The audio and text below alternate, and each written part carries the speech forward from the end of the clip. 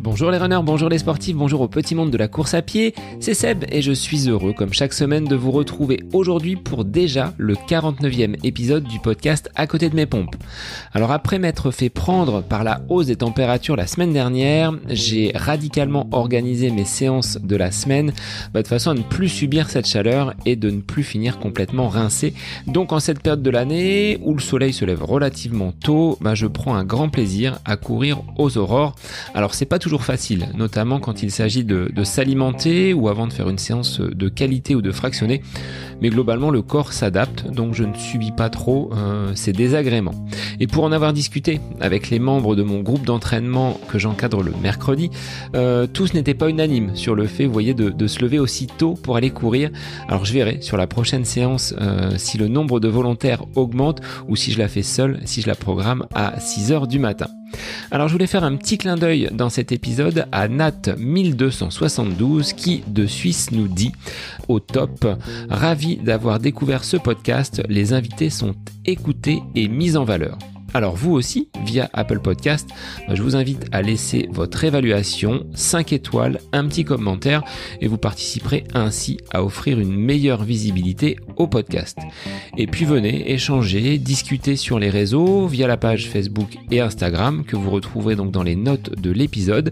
Et puis lors de vos sorties, de vos entraînements, n'hésitez pas, si vous écoutez le podcast lors de votre pratique de la course à pied, identifiez-moi, laissez-moi un petit message avec vos photos que je repartagerai gentiment et avec grand plaisir. Alors dans l'épisode du jour, c'est une immense championne de trail que j'ai eu l'immense plaisir de recevoir en la personne de Sylvaine Cussot. Cette interview a été enregistrée avec Sissi quelques jours seulement après sa victoire sur le Treg, un trail organisé au Cap-Vert. Il s'agissait de son premier dossard de la saison après un séjour de préparation réalisé à La Réunion.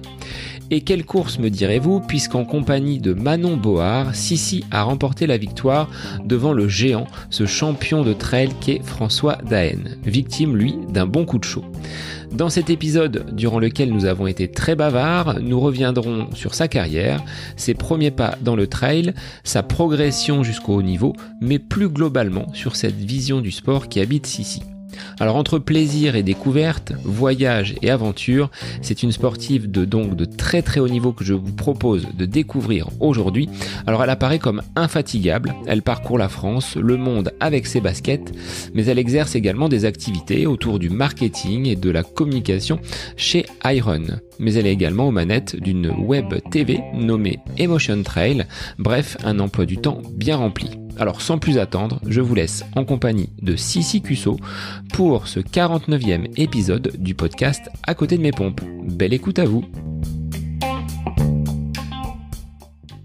Alors bonjour Sissi, merci d'être l'invité du podcast aujourd'hui.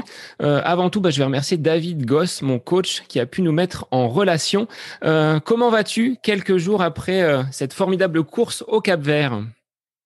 Salut Sébastien, merci de m'accueillir dans ton podcast. C'est avec grand plaisir que je réponds positivement. Écoute, tout va bien. J'ai récupéré mes jambes, j'ai récupéré la forme. Mais par contre, j'ai pas récupéré mes heures de sommeil en retard. Donc voilà, c'est juste une fatigue par le décalage horaire, les voyages qui ont fait que j'ai fait des toutes petites nuits.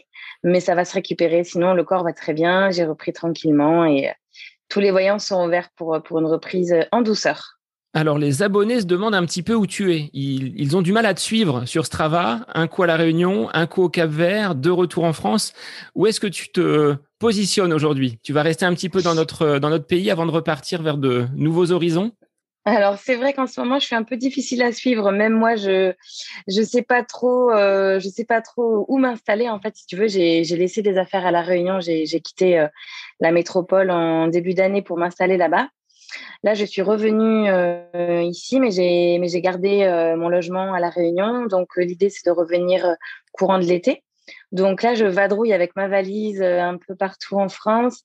Là, je suis à Toulouse actuellement puisque je suis venue pour le travail, pour travailler chez Iron. Et puis semaine prochaine, j'irai sur Paris pour différentes opérations aussi liées au travail. Donc voilà, je navigue avec ma petite valise et de maison en maison. Et puis, c'est pas mal parce que du coup, il n'y a pas de routine. Voilà. Il faudrait peut-être que je réfléchisse à prendre un van ou une caravane pour que ce soit plus simple. Alors, je vais te laisser te présenter parce que je pense que les personnes qui pratiquent la course à pied et le trail n'ont pas besoin d'une présentation en ce qui te concerne. Mais pour les auditeurs qui ne te connaissent pas, certains m'ont dit waouh, j'avais pas vu qu'elle avait réalisé toutes ces courses. Donc, je vais te laisser en quelques mots te présenter façon un petit peu état civil et puis on abordera un petit peu ta partie professionnelle avec ce que tu fais actuellement chez Iron. Pas de problème. Eh bien, comme tu le sais, comme beaucoup le savent, je m'appelle Sylvaine Cusso. J'ai 39 ans. Je les ai eus il y a très peu de temps, en avril. Je suis originaire du Mans, puisque je suis née en Sarthe, donc, où j'ai vécu jusqu'à mes 18 ans. Je suis partie de la maison. J'ai quitté le nid familial pour poursuivre mes études. J'ai fait 2 années de classe préparatoire, prépa HEC sur Angers. Ensuite, j'ai intégré donc une école de commerce à Toulouse, ce qui m'a fait migrer vers le sud de la France. Voilà, je pense que quand on découvre le sud de la France et qu'on aime le soleil, on a du mal à remonter. Donc, je suis restée dans le sud après avoir fait 10 ans sur Toulouse et occupé un premier emploi en tant que responsable recrutement dans une société d'ingénierie informatique. J'ai migré ensuite encore un peu plus au sud vers dans le Gard, à Uzès plus exactement, où j'ai vécu 8 ans.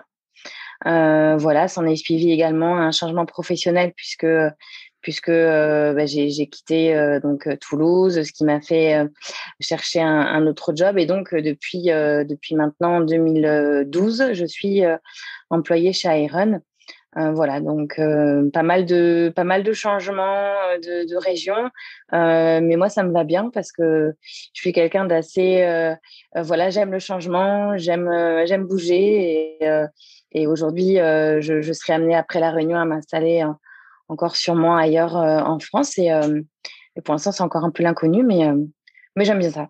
J'aime bien ça en fait. Quelles sont tes fonctions chez Iron? Un métier qui te permet justement de bouger. Tu es mobile, tu as ton PC et tu peux travailler de n'importe quel endroit de la planète finalement. Ouais, tout à fait. Alors, je suis rattachée au service marketing communication chez Iron. Quand j'ai démarré dans la société, j'étais la 9e embauchée chez Iron. On était vraiment une toute petite structure. Aujourd'hui, Iron, c'est 110 salariés. Donc, c'est vrai que j'ai vu la boîte grandir avec aussi des fonctions qui se sont un peu étoffées. Chez Iron, on est quand même tous assez multifonctions, c'est-à-dire on a un pôle marketing, communication et après on est assez polyvalent, on est amené à travailler sur aussi un peu les tâches des autres. Mais ma mission principale, quand j'ai démarré et qui reste aujourd'hui le plus gros de mes activités, c'est de gérer le blog YouRun qu'on a créé en fait pour permettre aux marques et à Iron d'avoir une visibilité. Donc, c'est différentes rubriques comme des conseils entraînement, des conseils nutrition, des tests produits, et puis après tout ce qui tourne autour de l'actualité d'Iron, donc tout ce qui est opération commerciale, tout ce qui est autour de nos ambassadeurs, les événements aussi, parce qu'on est partenaire de différents événements. Voilà, et puis tout ce qui est aussi nouveautés produits chez les marques pour communiquer sur les choses qui vont arriver, les nouveaux modèles, voilà, les nouvelles tendances. Donc c'est assez varié. Et puis voilà, après, j'arrive aussi en soutien sur tout ce qui est événementiel, puisque là, par exemple, je suis sur le projet des différents projets marketing. Là, on est sur le projet Trail Elite Factory avec ASICS et Iron, un projet à destination des jeunes trailers. Je ne sais pas si tu as entendu parler. Voilà, c'est des journées de sélection.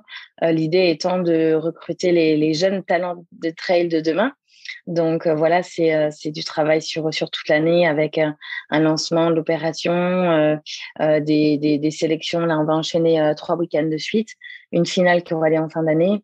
Voilà, et après, il y a d'autres actus avec d'autres marques. Je suis aussi sur le projet Emotion Trail, qui est une émission de trail qu'on a lancée. Iron est partenaire, donc c'est aussi, ça prend une bonne partie de mon temps sur l'année, puisqu'il y a quand même plusieurs tournages un peu partout en France ou dans le monde. Donc voilà, c'est un poste qui est intéressant parce que c'est dans ma passion. C'est vrai que j'adorais mon premier boulot dans les RH et dans l'informatique. Mais c'est vrai que quand tu bosses dans un milieu qui fait partie de ta vie depuis toujours et qui fait partie de ton quotidien, c'est toujours un peu plus chouette puisque t'as pas l'impression de travailler en fait, ou en tout cas, ça reste un plaisir et si tu travailles le week-end, c'est pas un problème. Voilà, tu traînes pas des pieds pour aller travailler. Ça a été un choix ou c'est une opportunité qui s'est présentée à toi naturellement? Je dirais, il y a peut-être pas de hasard, mais est-ce que ça a été quelque chose auquel tu pensais quand tu as mené tes études et que tu étais déjà donc dans la course à pied, puisqu'on le verra juste après, tu cours depuis toute petite. Ouais. Alors non, c'était pas un choix. Vraiment, ça a été une opportunité qui s'est présentée au bon moment. C'est vrai que j'ai eu cette chance au moment où je souhaitais quitter Toulouse pour rejoindre le Gard. Je me suis mise en recherche d'emploi et je suis tombée par hasard sur Iron. En fait, Iron, avant de m'embaucher, m'a sponsorisée. J'étais ambassadrice pendant un an. Donc, j'ai fait connaissance de la société de cette façon. Et puis, la collaboration en tant qu'athlète, c'est très bien passé. C'est vrai que je me suis beaucoup investie. J'ai appris à connaître les dirigeants, à connaître toute l'équipe marketing. Et il y a un feeling qui est super bien passé. Et je pense que voilà, après, quand tu te sens bien dans une structure, quand tu t'entends bien avec les gens, naturellement, ça s'est fait comme ça. En fait, il y a un poste qui s'est libéré au moment où ils ont appris que je cherchais à quitter ma première société et à quitter Toulouse. Et puis, c'était un poste qui aussi pouvait se faire en télétravail. Donc, c'est vrai que on est peu nombreux chez Iron à faire du télétravail à temps plein. Et là, pour le coup, tout s'est bien goupillé, en fait, hein, au bon moment. Des fois, tu as tout qui arrive à s'accorder en même temps et tu te dis, bon, bah, c'est un coup de chance et un signe. Et voilà, j'ai saisi l'opportunité et honnêtement, aucun regret. C'est vrai que j'ai fait un gros virage cette année-là, en 2012, fin 2012, puisque j'ai quitté une vie pour en construire une autre. Mais ça valait le coup. Et puis, de toute façon, la vie, c'est aussi des prises de risques. Donc, aucun regret. Et puis, je suis très, très heureuse d'avoir fait ce choix. Donc, la course à pied et le trail, ça fait quand même un petit moment que tu pratiques. Le trail à très, très haut niveau depuis plus de 8 ans maintenant. Mais la course à pied, ça remonte à quand? Dès que tu as appris à marcher, tu t'es mise à courir. Comment c'est venu? Pas tout à fait, mais presque. J'ai eu la chance d'avoir des parents sportifs et qui nous ont poussés, encouragés en tout cas, à chausser les baskets très jeunes. On avait un petit rituel familial quand on avait 7 ans, enfin quand on était vraiment tout gamin, c'était d'aller faire notre petit footing dans les bois de l'Épau au Mans. Tous les dimanches matins en famille et c'est vrai que rapidement ça nous a plu. On a ensuite pris je dis on parce que c'est mes frères et sœurs aussi. On a ensuite, j'ai pris une première licence d'athlétisme à l'âge de 10 ans. Donc voilà, après j'ai débuté, quand tu démarres à cet âge-là, l'athlétisme, tu découvres un peu tout. C'est plutôt ludique, découvres les sauts, les lancers, les crosses, un peu tout sur piste. Donc voilà, à l'époque, c'était vraiment le moment sympa où on retrouvait les copains 2 fois dans la semaine. Et puis au fur et à mesure, les petites courses que tu fais quand t'es gamin, les crosses de collège. Et après, tu te prends au jeu. Voilà, c'est sympa, la petite compétition avec les copines. Et voilà, ça m'a jamais quitté. J'ai continué à courir depuis. J'ai eu des moments dans l'évolution dans ma vie où j'avais un peu moins de temps, notamment quand j'étais en classe préparatoire, où j'avais vraiment à cœur de réussir mes études. Donc, j'avais mis un peu le sport de côté. Mais après, quand tu aimes un sport, en général, tu sais que tu vas y revenir quand tu trouves le temps. Donc voilà, je m'y suis vraiment bien remise quand je suis arrivée sur Toulouse. Et puis quand j'ai eu mon diplôme en poche et que j'ai pu retrouver un petit équilibre au niveau vie perso, vie professionnelle. Donc voilà, après c'est vrai que le trail running, je me suis mise un peu plus sur le tard en 2013. À quel moment tu as pris conscience de ton potentiel? Est-ce que tu savais déjà plus jeune que tu avais peut-être un bagage, une aisance sur la pratique de la course à pied? Ou est-ce que c'est quelqu'un qui a agi comme un révélateur? Peut-être plus jeune, un entraîneur qui t'aurait dit, bah, tiens, si tu vas pouvoir peut-être performer sur route d'abord, ensuite sur les crosses. Comment tu es arrivé jusqu'à ce plus haut niveau au point d'intégrer la team élite de chez ASICS? Non, je pense pas. Enfin, jamais je me suis dit un jour tu feras du haut niveau, un jour tu vas faire des grandes compétitions. Je t'avoue que je pensais même pas un jour avoir le niveau pour être sponsorisé. Donc c'est pas du tout. J'avais pas du tout pour moi les capacités en plus des autres. D'ailleurs, j'ai toujours été plutôt moyenne quand j'étais jeune. J'ai jamais fait des chronos incroyables sur route. J'ai fait des marathons, des 10 kilomètres. À l'époque, je m'entraînais pas très bien, pas très sérieusement. J'étais plutôt étudiante, j'étais plutôt à faire la fête. Voilà, j'aimais bien sortir le week-end et profiter avec les copains. Et pour moi, la course à pied, c'était un équilibre, c'était nécessaire dans ma vie parce que j'aimais me retrouver sur des courses avec les potes, parce que c'était mon petit rendez-vous au club du mardi et du jeudi soir et que les week-ends on faisait des sorties, c'était sympa. Mais à cette époque-là, j'étais pas du tout dans une optique de progression, d'essayer d'avoir des résultats. C'est venu, l'envie de mieux m'entraîner est venue quand j'ai commencé le trail et que j'ai été dans des meilleures dispositions, même au niveau perso, dans une région qui s'y prêtait, avec un environnement qui s'y prêtait. Et puis voilà, je me suis essayée sur 2-3 courses, ça a bien fonctionné. Et puis j'ai été ensuite approchée d'abord par Iron, ensuite par ASICS.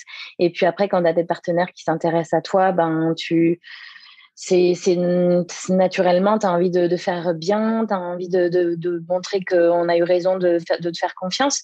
Donc voilà, je suis passée de 3 entraînements par semaine à 6, avec une hygiène de vie un peu meilleure, avec aussi, ouais, je pense plus de qualitatif dans l'entraînement et plus d'envie d'essayer de bien faire et plus d'envie d'aller chercher des résultats. Mais c'est vrai que je pense qu'on est tous capables de faire des choses quand on se donne les moyens. Et simplement, quand tu t'entraînes mieux, forcément, derrière, il y a une progression qui se met en place. Voilà, c'est pas, j'étais pas, je suis pas un exemple à part, hein, unique. Il y en a, enfin, je pense que pour tout le monde, ça marcherait. Après, il faut avoir, je pense, un bagage. J'ai eu la chance de commencer à courir très jeune, donc c'est vrai que c'est peut-être différent de quelqu'un qui commencerait à 30-35 ans et qui part de zéro. Moi, c'est vrai qu'en ayant commencé à 6-7 ans et assez régulièrement, peut-être que du coup, tu vois, il y avait l'expérience de toutes ces années qui m'ont aidée.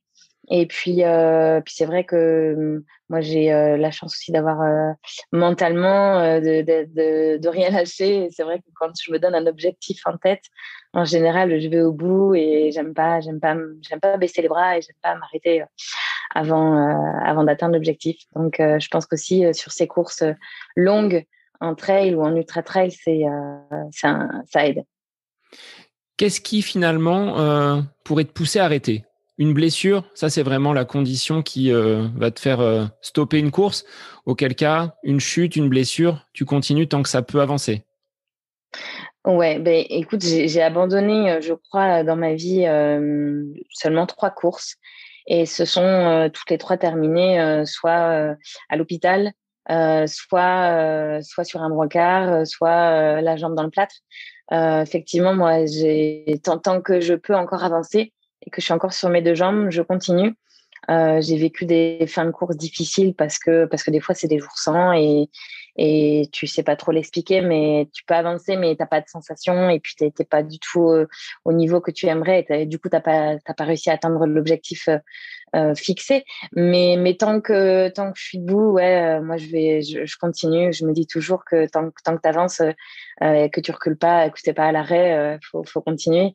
Mais c'est vrai que ouais, je me suis fait des entorses assez graves et puis je me suis luxé un pouce aussi sur une course et j'ai dû aller aux urgences.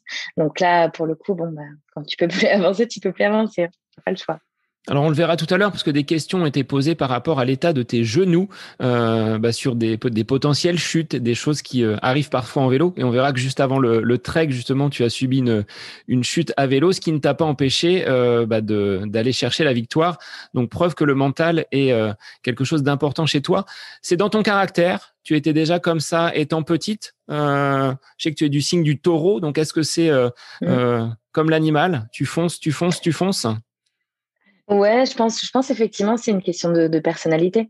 Je pense que c'est peut-être aussi une question d'éducation, hein. C'est vrai que quand on est bien entouré et qu'on évolue avec des valeurs, des parents qui nous inculquent certaines valeurs, ça doit aider.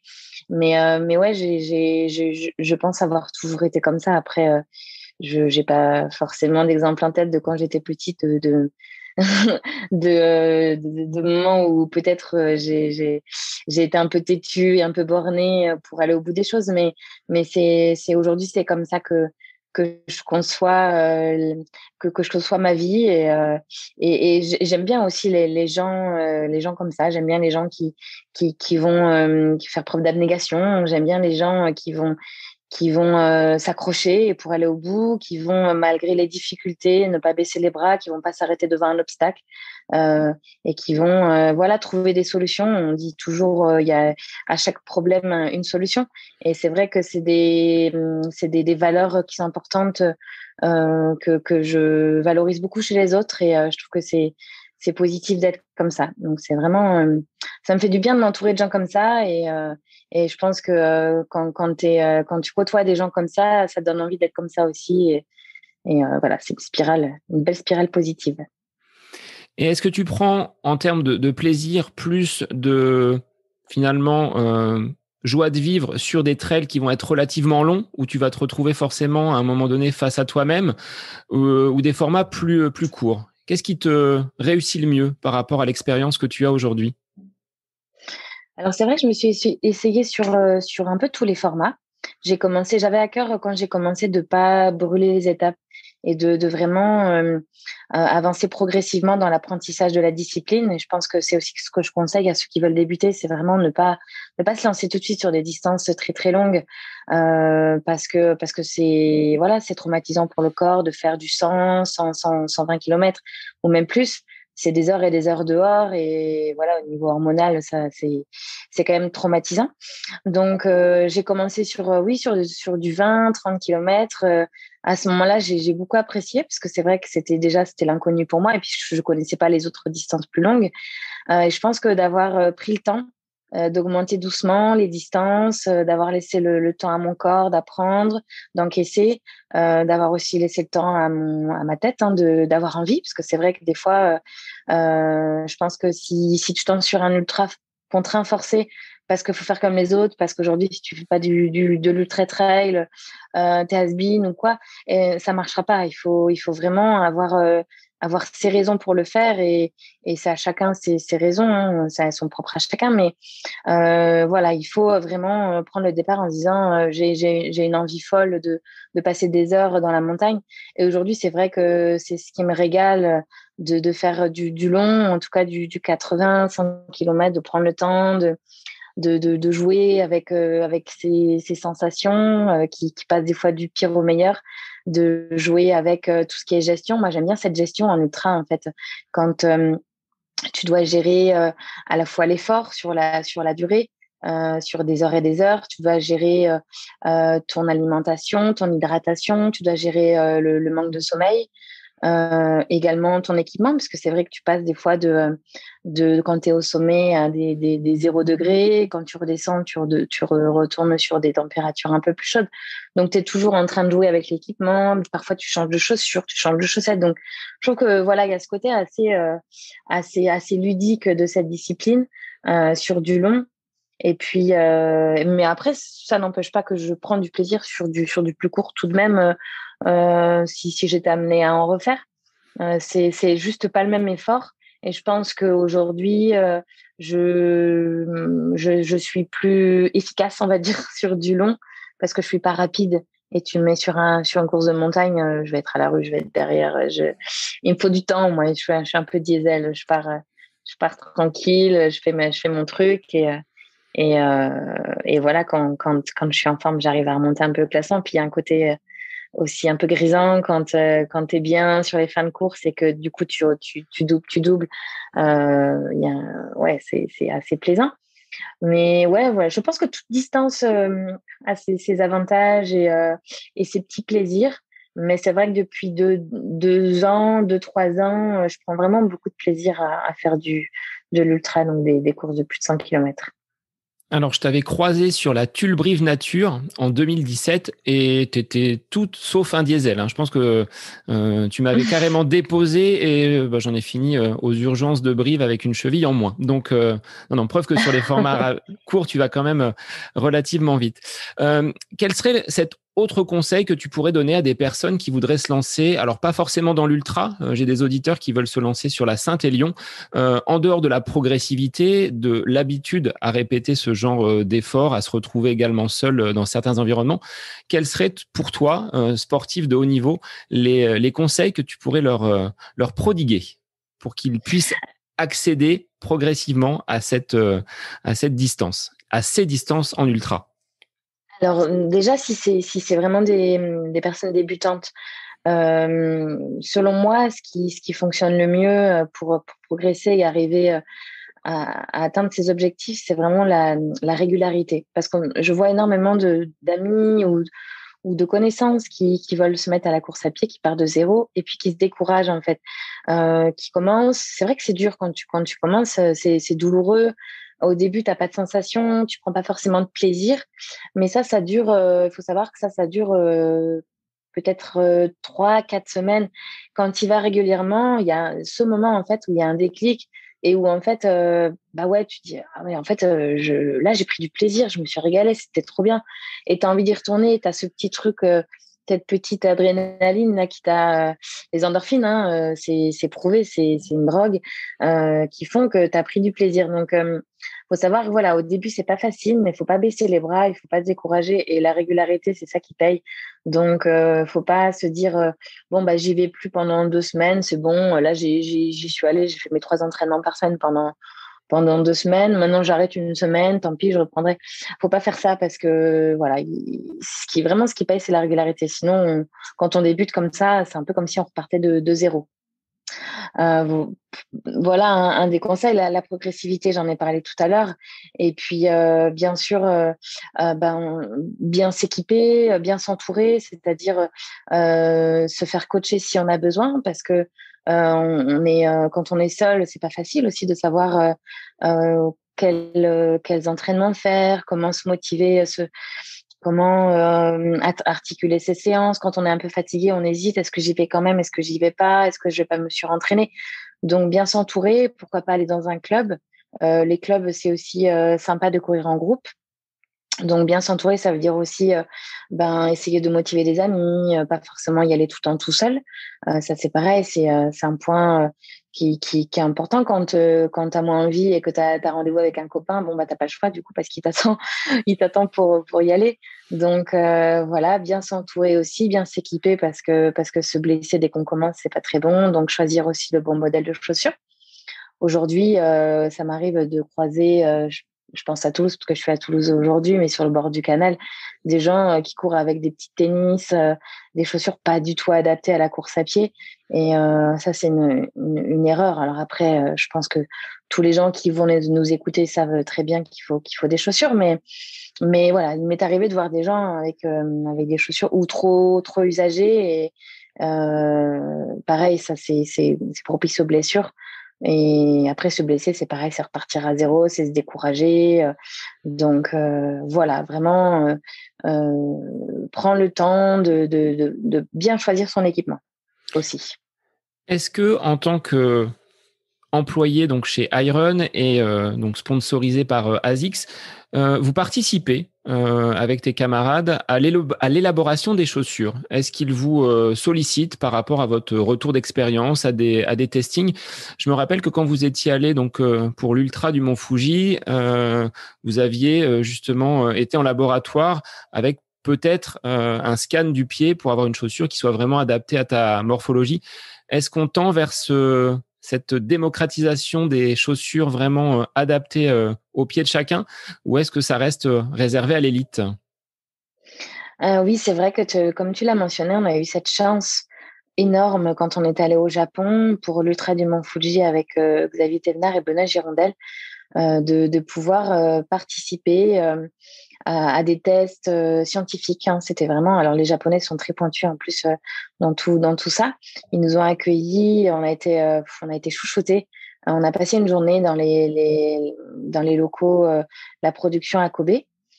Et donc, ils ont vraiment établi des études avec des capteurs sur nous, sur notre corps, avec des moules de notre pied pour pouvoir nous faire des semelles sur mesure. On a essayé les produits, on a fait des tests avec sur une petite pente, sur une inclinaison de pente, sur les toits de leur bureau. Voilà, il y avait un ensemble de choses mises en place pour qu'ils puissent avoir nos retours. Et c'est vrai que pour eux, nous, on a considéré que c'était une super chance, mais eux aussi, pour eux, c'était génial de nous avoir le temps d'une journée et d'avoir nos retours. Et du coup, c'est vrai que c'est valorisant pour nous, athlètes, de se sentir impliqués dans la production, dans le développement d'une chaussure, parce qu'on sent que notre avis compte, notre avis est important, même si on n'est pas forcément représentatif de la totalité des runners, hein. Forcément, on a chacun nos manières de courir, chacun notre forme de pied.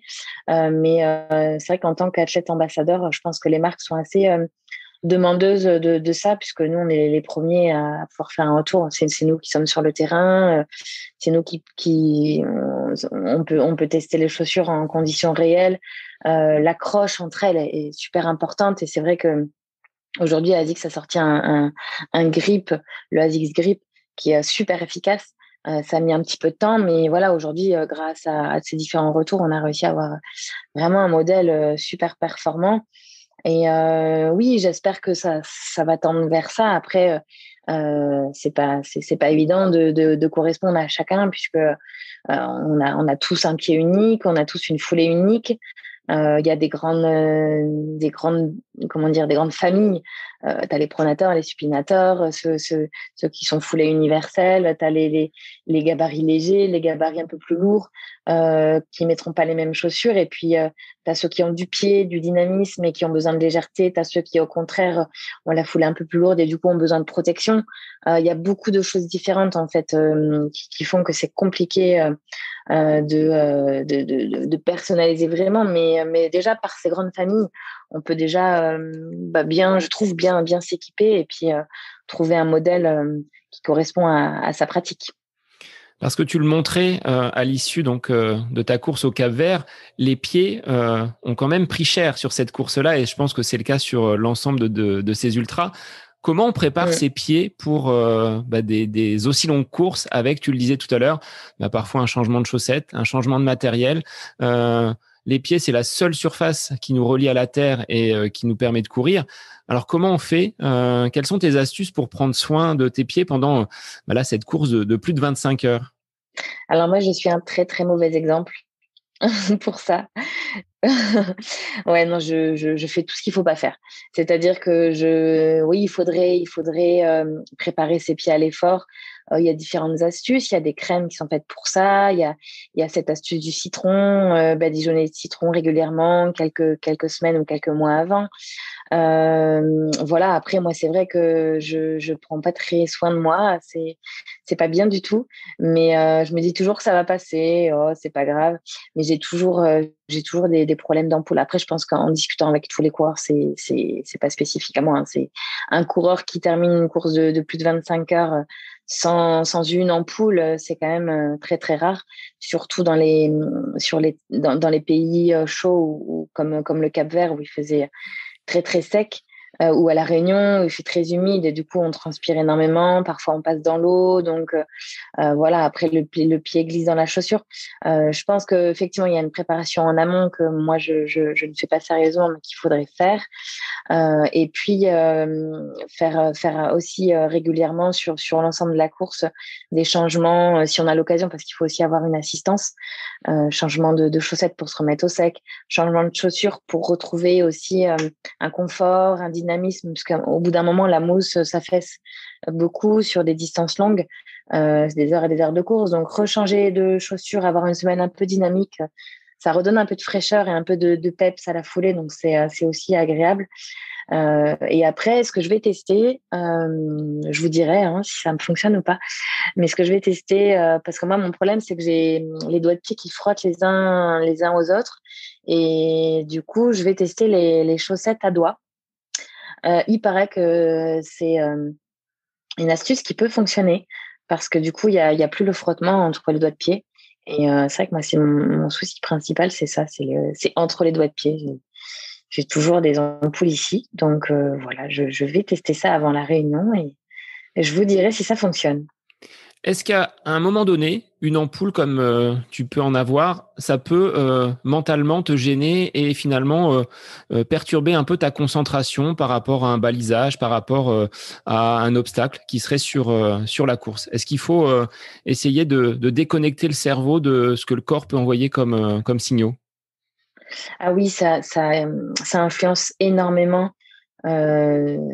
beaucoup de choses. Et déconnecter le cerveau à ce moment-là, quand vraiment t'as la douleur, c'est impossible. Et en fait, tu focalises dessus. Moi, ça m'est arrivé l'été dernier sur le Montreux Festival Trail, une course en Suisse, un ultra de 110 km, très technique. Et j'avais décidé de le faire sans assistance. Du coup, j'avais personne j'avais pas moyen de changer de chaussettes ou de faire des soins.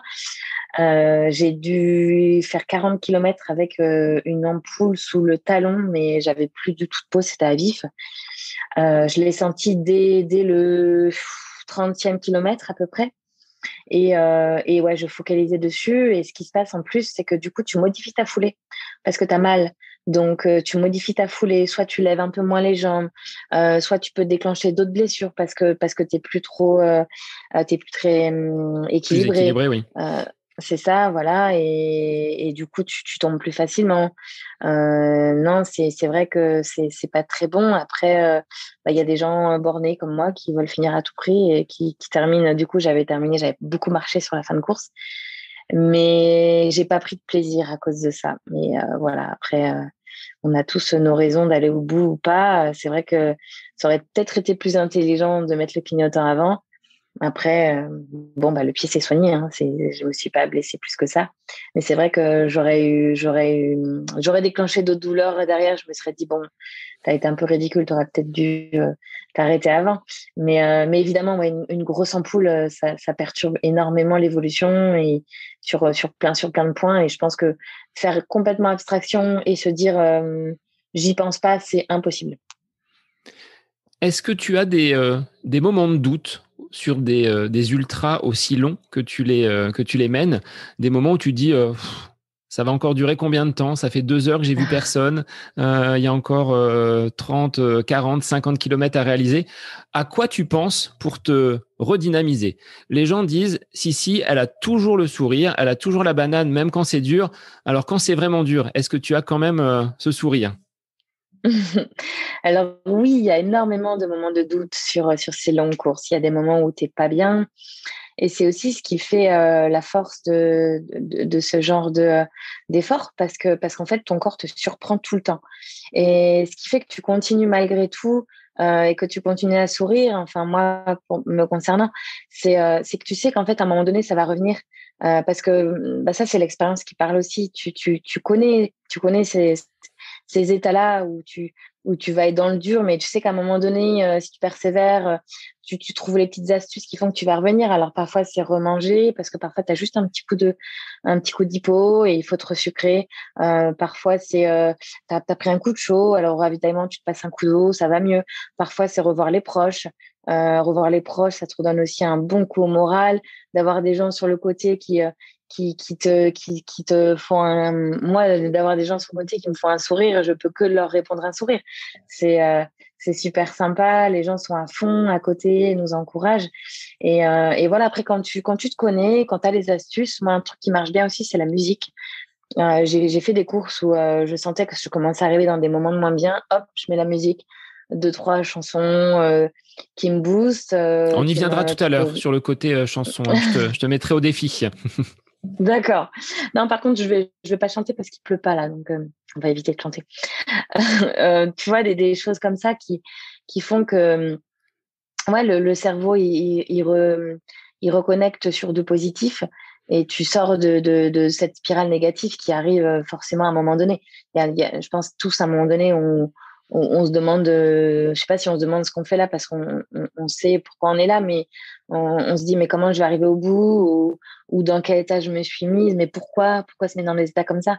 Mais dans ces moments-là, ouais, faut serrer les dents et se dire que ça va revenir et puis et ne pas oublier tous ces moments où on s'est préparé, les heures qu'on a passées dehors et ce moment tant attendu parce que finalement là où on est aujourd'hui et dans cet état où on est, c'est ce qu'on a préparé pendant des mois et on sait qu'on va se retrouver dans cet état.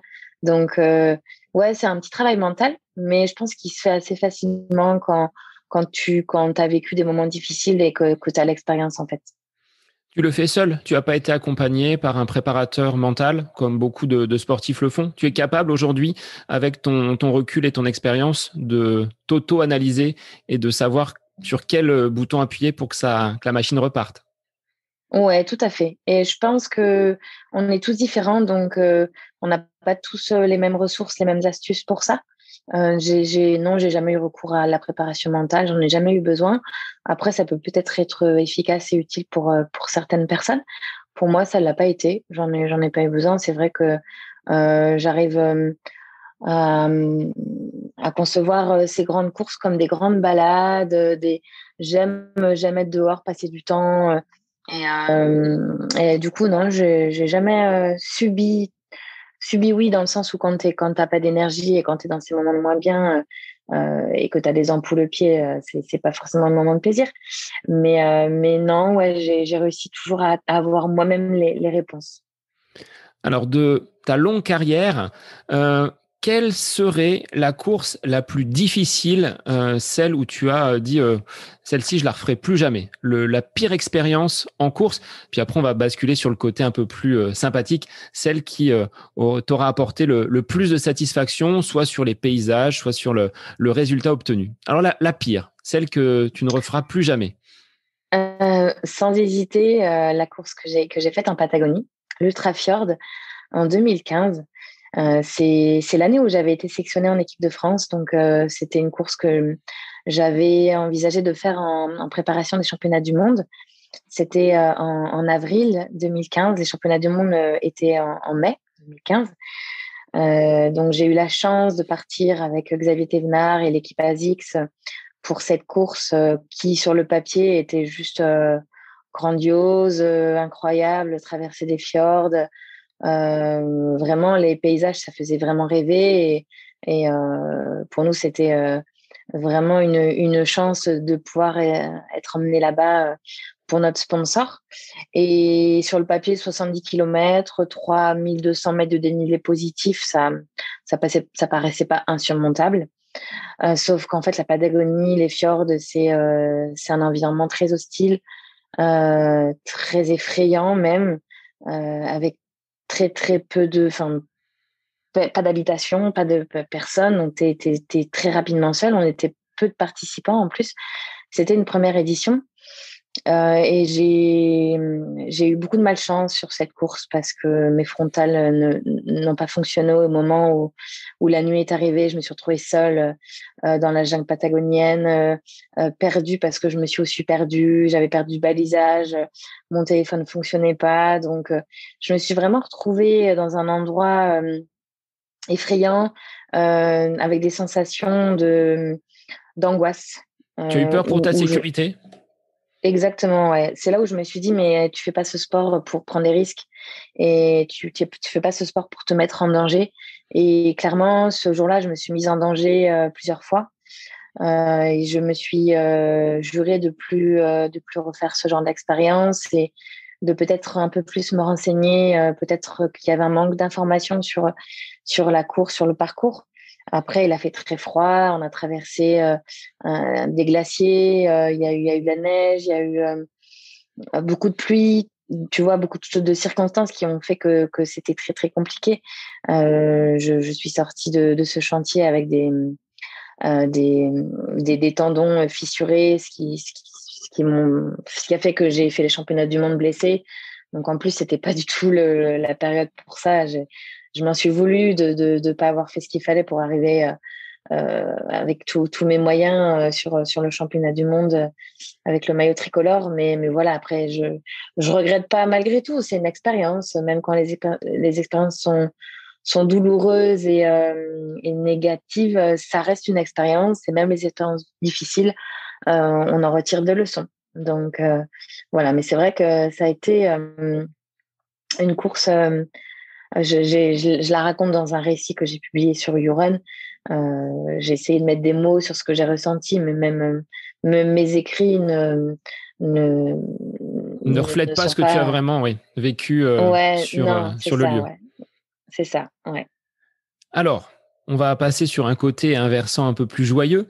La plus belle course, celle qui t'apporte encore aujourd'hui quand tu l'évoques le plus d'émotions, ce serait laquelle?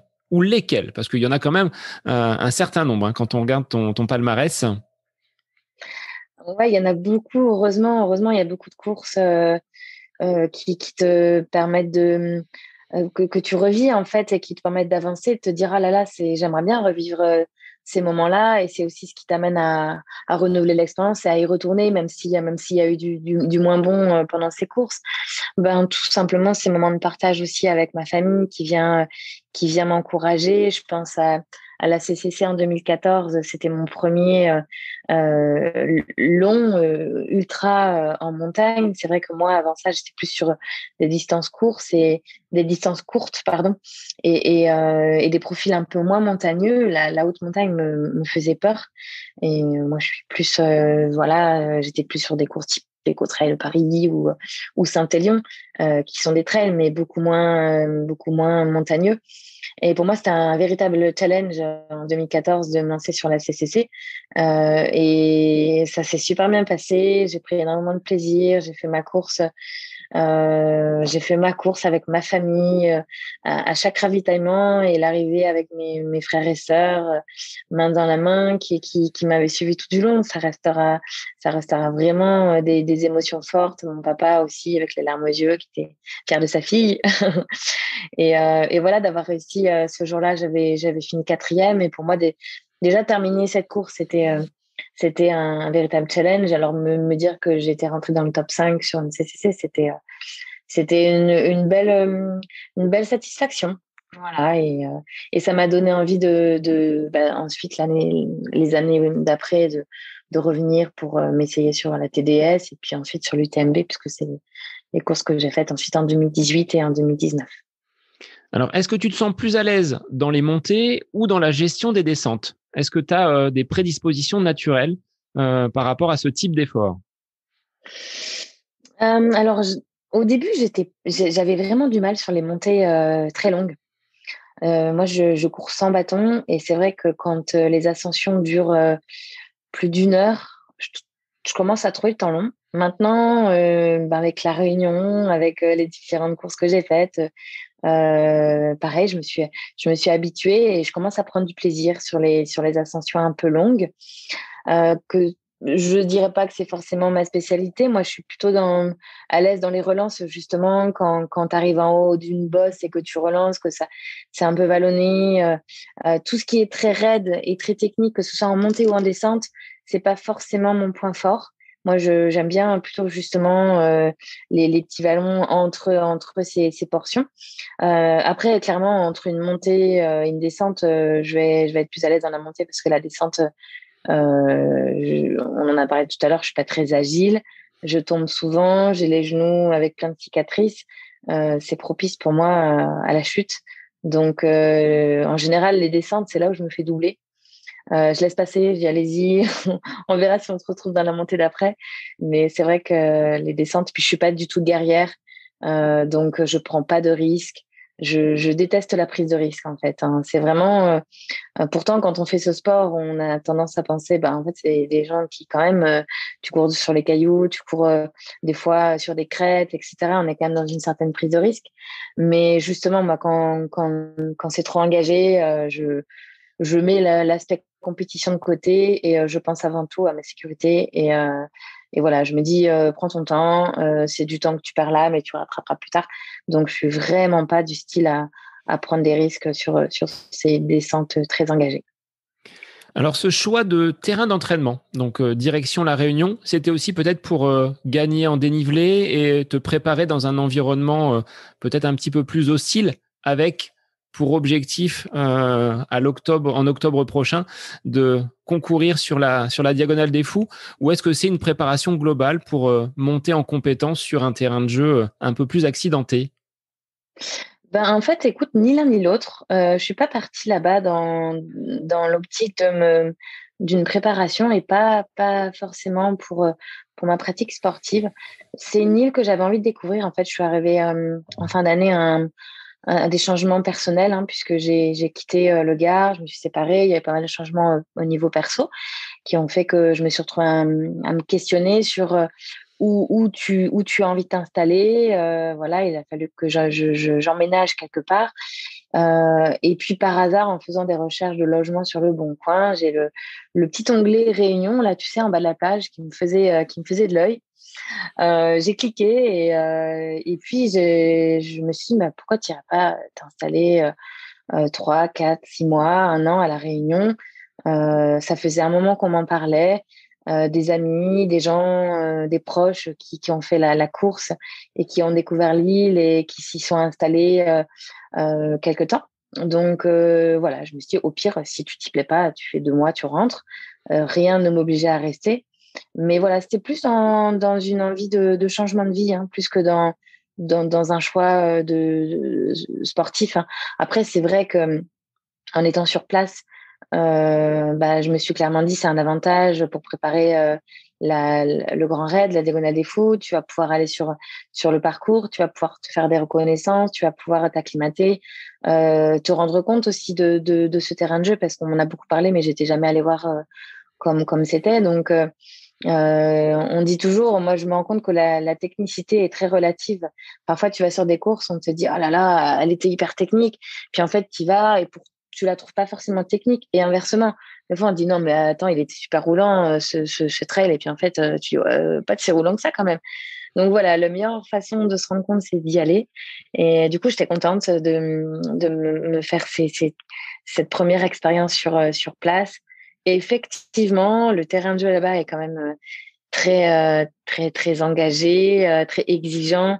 La distance que tu fais ici, tu vas mettre beaucoup plus de temps à faire le même parcours en fait à La Réunion parce que d'une part il y a le climat très humide et puis c'est vrai que tu as énormément des racines, des cailloux, c'est glissant, tu mets les mains, c'est particulier mais c'est vraiment une île magnifique, très variée avec tout à proximité, en fait. Moi, c'est ça que j'aime là-bas, c'est que tu fais 20 minutes de voiture et t'es au milieu de nulle part. Tu fais 20 minutes dans l'autre sens, t'es au milieu de nulle part, mais dans un autre nulle part. Si tu veux aller à la plage, tu vas dans l'autre sens et tu descends. Et voilà. Si t'as chaud, tu montes. Si t'as froid, tu descends. En fait, c'est simple. Tout est simple là-bas. Donc, on sent à travers tes propos que tu as été conquise par l'île. Bon, il faut dire que le bureau de ce que tu pouvais montrer à travers donc ton profil Instagram était plutôt sympa. Enfin, la vue était tout simplement paradisiaque. Donc, ce que tu disais, tu vas peut-être y retourner pour continuer à t'acclimater. Quelles étaient finalement tes journées? Comment tu organises ta journée, que ce soit pour le travail et l'entraînement, vu que tu as un emploi du temps relativement libre, et comment ça s'organise?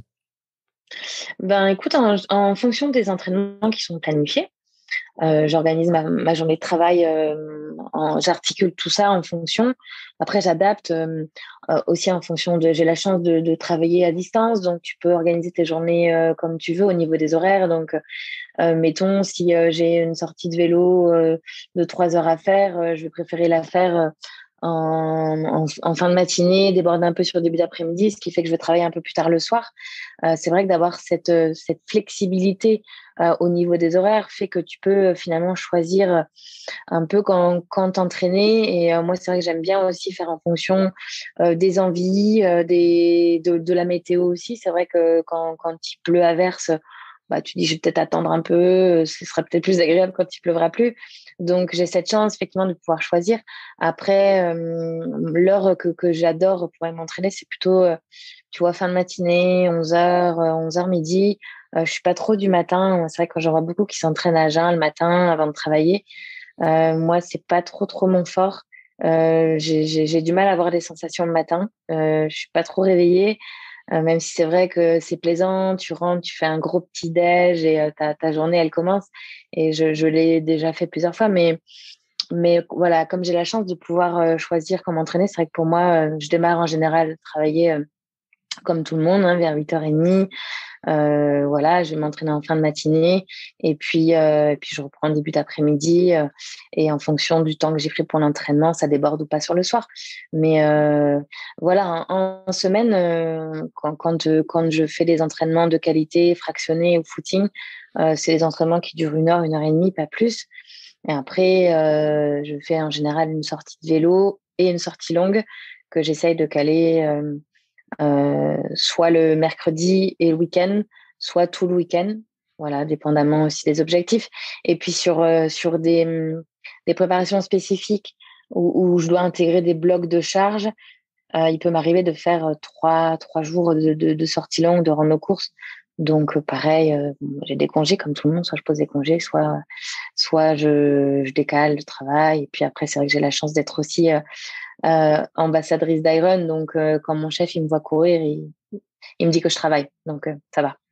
C'est un moyen agréable de mêler la passion et l'activité professionnelle. Alors, sortie longue en vélo, tu Exactement. en as fait une, puisque tu as fait le tour de l'île. C'était un défi que tu voulais te donner avant de partir, enfin du moins, de partir pour mieux revenir ensuite, mais de faire ce tour complet de l'île en vélo dans des conditions un petit peu épouvantables par moment. Ouais, c'était quelque chose qui me faisait envie. Je savais que tu pouvais le faire parce que en fait, l'île est très bien équipée de pistes cyclables, donc c'est pas bien compliqué. Il n'y a pas de danger. T'es pas sur des endroits où tu peux pas passer ou alors sur des voies rapides. C'est à un moment donné, vers Saint-Denis, tu as une voie rapide, mais tu as quand même une piste cyclable. Donc pour ça, l'île est vraiment bien équipée. Et puis j'adore l'idée en fait de faire le tour des îles. J'aime bien l'idée de traverser d'îles. Je trouve que c'est un super moyen de visiter bah, l'île dans sa globalité. Et puis surtout à La Réunion, parce que entre le nord, le sud, l'est, l'ouest, tu as des variétés de climat, des variétés d'environnement. Et du coup, c'était une belle aventure. Ouais, alors, le jour où elle s'est faite, elle n'était pas prévue. C'est vrai qu'on est parti avec mon coloc pour faire à la base une sortie de 60-70 kilomètres. Et puis, on s'est chauffé. Voilà, on a dit, bon, je sais plus comment c'est arrivé, mais c'était dans nos projets. Et puis là, on s'est un peu challengé pour le faire ce jour-là. Sauf qu'en fait, on est parti un peu tard. On est parti vers 8h30. Et si tu veux le faire, il faut partir tôt quand même, parce que si tu veux pas arriver à la nuit, là-bas, il fait nuit assez tôt. Donc, on a fait la dernière heure, on l'a fait de nuit. C'était un peu limite au niveau sécurité, mais encore une fois, comme je disais tout à l'heure, il y a beaucoup de pistes cyclables, donc on n'était quand même pas en danger. Mais ouais, c'est une belle aventure. J'adore, moi, ces trucs improvisés, un peu foufou, où tu te mets un vrai défi. Et en plus, quand il est partagé comme ça, c'est des super souvenirs. Ça a autant de valeur qu'une course avec un dossard accroché, ces défis un petit peu improvisés. Ouais, c'est différent, c'est d'autres émotions, c'est une autre aventure, mais c'est bien de le vivre aussi. Je pense que c'est bien de mixer. La compétition, c'est bien, mais il n'y a pas que la compétition. C'est bien aussi de faire des choses pour d'autres raisons que aller chercher un résultat. Et moi, c'est vrai que je suis aussi quelqu'un qui prend beaucoup de dossard en me disant je vais faire une course pour me préparer et en le prenant avec un peu plus de recul et un peu plus cool. Et c'est dans ces moments-là où justement j'ai un dossard, oui, mais je me dis que voilà, le but c'est pas d'aller chercher un résultat, c'est de me faire plaisir, d'aller du coup sur des allures un peu plus poussées qu'à l'entraînement et du coup de se rentrer un peu plus dedans et de faire un peu plus de qualitatif. Mais c'est vrai que je trouve que faire des courses pour partager, profiter d'un balisage et d'une organisation, c'est chouette aussi. On a la chance dans notre pratique de pouvoir le faire parce qu'il y a énormément de courses. Donc voilà, pourquoi se priver? Bon, après, c'est vrai que depuis quelques mois, c'est un peu plus compliqué, mais c'est aussi Oui. pour ça que de se mettre des petits challenges en ce moment, ça fait du bien. Ce que j'allais te demander, c'est est-ce que la pandémie, quand on est sportif de très haut niveau, ça peut être pénalisant par rapport à une saison, par rapport aux objectifs peut-être du sponsor? Est-ce qu'ils vous mettent peut-être des courses vraiment phares auxquelles tu dois absolument participer? Est-ce que ça t'a pénalisé, cette période de pandémie, de Covid, avec pas de sortie de vélo, mais plutôt du home trainer? Toi qui aimes les grands espaces, est-ce que ça a été pénalisant? Oui, je pense que pour tout le monde, ça a été compliqué en tout début, quand on s'est retrouvé vraiment confiné, à pas du tout pouvoir sortir, hein, il y a un an, en mars 2020. Là, on se retrouve dans une situation où on est un peu démunis, on a l'habitude de sortir, on a l'habitude de il faut tout réorganiser. En fait, j'ai eu comme tout le monde cette période où tu te poses et tu dis bon, de toute façon, tu te fais le constat que c'est pour tout le monde pareil et t'as pas le choix. Donc, tu te dis c'est un peu comme une blessure, c'est un moment donné, une période où tu vas faire un peu moins, mais c'est pas grave. Euh, tu vas essayer d'entretenir la forme entre guillemets. Là, t'es plus du tout dans une problématique de préparation physique, t'es plus dans une problématique d'entretien. Et puis, comme ça durait, après, tu es même plus carrément dans juste un équilibre et juste je peux faire ce que je peux parce que ça va me faire du bien à la tête.